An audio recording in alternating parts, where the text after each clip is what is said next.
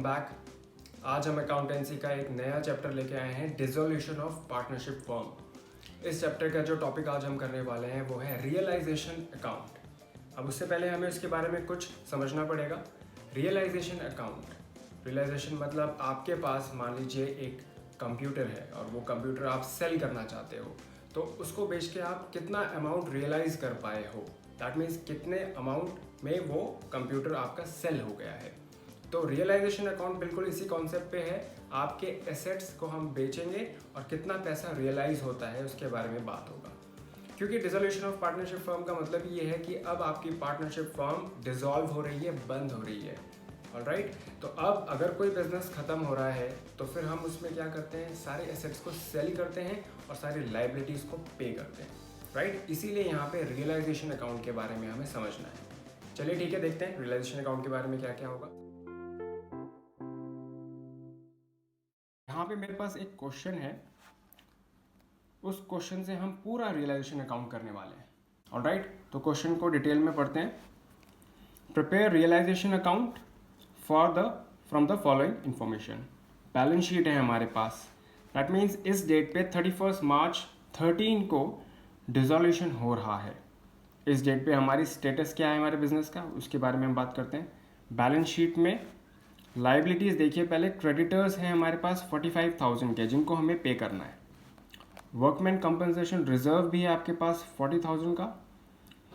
Satya's current account 65,000। फिर capital accounts हैं, शांतिज capital account 2 lakh, Satya's 1 lakh. अब एसेट्स पे आ जाते हैं। बैंक में हमारे पास 55,000 है, debtors 60,000, stock 85,000, furniture 1 lakh, machinery 1,30,000, Shanti's current account 20,000। All right, that means current account भी ओपन करा गया है इस क्वेश्चन में। अब हमें रियलाइजेशन अकाउंट बनाना है तो कुछ इन्फॉर्मेशन और चाहिए। देखिए ये इन्फॉर्मेशन हमें क्या प्रोवाइड कर रहा है, Shanti and Satya are equal partners. जितना भी प्रॉफिट होगा दोनों बराबर बराबर डिस्ट्रीब्यूट करेंगे। All right, all assets realised ₹4 lakh, मतलब जितने भी एसेट्स आप बेच सकते थे आपने बेचा है और 4 लाख रुपीज़ आपको मिल गए हैं। ऑलराइट, अब हम रियलाइजेशन अकाउंट इस क्वेश्चन से बनाएंगे। रियलाइजेशन अकाउंट में हम क्या करते हैं, बुक वैल्यू ऑफ एसेट और लाइबिलिटी दोनों को ज़ीरो कर देते हैं। क्योंकि रियलिटी में तो बिल्डिंग भी आपके पास है, एसेट्स जितने हैं, कंप्यूटर, लैपटॉप, कुछ भी है आपके पास, सब आपके पास ही है। बट अकाउंट्स में आपको हर एक वैल्यू को पहले ज़ीरो करना होगा। दैट मीन्स अकाउंटिंग टर्म्स में सारी चीज़ें ज़ीरो हो गई हैं, बट रियलिटी में तो आपको वो एसेट्स सेल तो करने ही है और जितने भी लाइबिलिटी है उसको पे ऑफ भी करना है।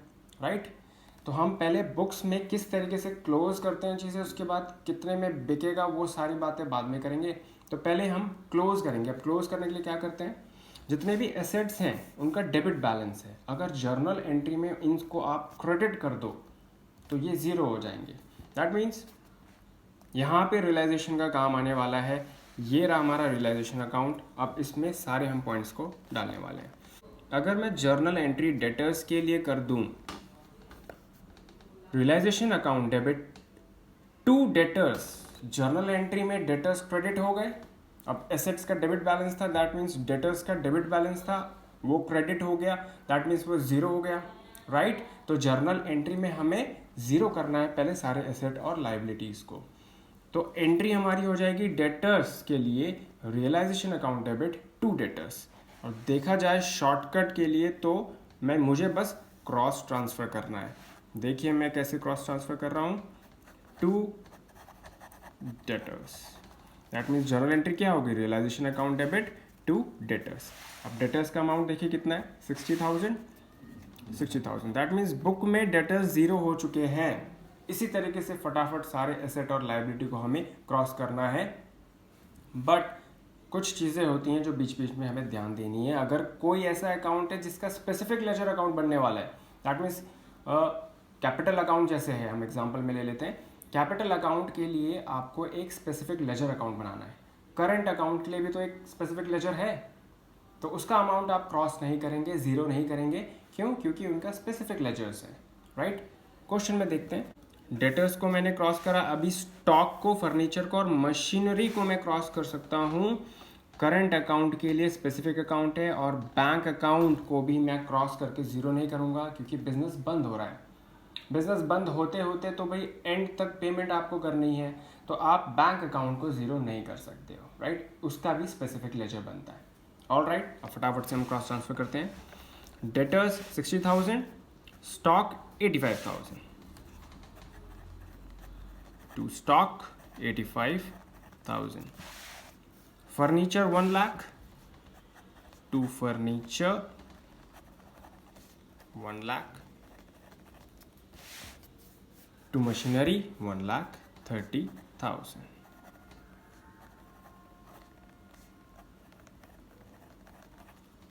ओके, इसी तरीके से हमें लाइबिलिटी भी क्रॉस ट्रांसफर करनी है। लाइबिलिटी में देखते हैं क्या है। क्रेडिटर्स को हम क्रॉस ट्रांसफर करेंगे 45,000 बाय क्रेडिटर्स 45,000। क्या हम वर्कमैन कंपनसेशन रिजर्व को क्रॉस ट्रांसफर करेंगे? बिल्कुल भी नहीं। क्यों?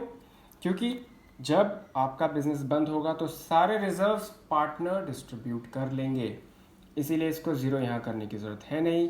करंट अकाउंट स्पेसिफिक अकाउंट खुलता है और कैपिटल अकाउंट का भी स्पेसिफिक अकाउंट खुलता है। That's it. अब हमें गिवन इन्फॉर्मेशन की मदद लेनी पड़ेगी। All assets realise for rupees 4 lakh, तो 4 लाख में हमारे सारे assets debtors, stock, machinery, furniture बिक गए।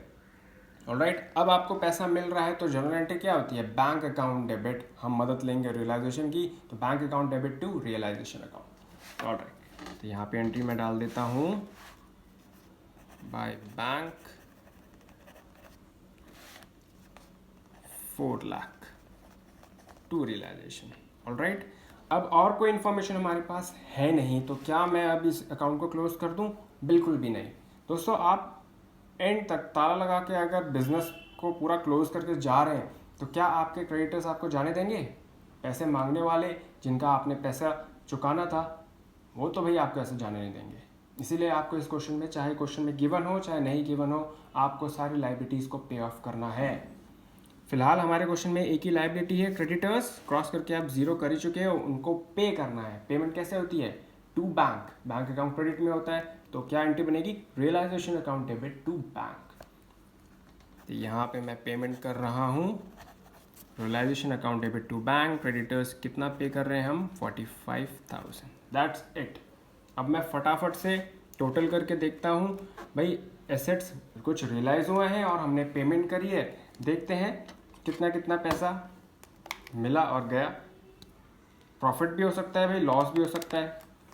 ऑलराइट, तो यहाँ पे तो 4,45,000 है क्रेडिट साइड। डेबिट साइड देखते हैं 60, 85, 1,00,000, 130, 45।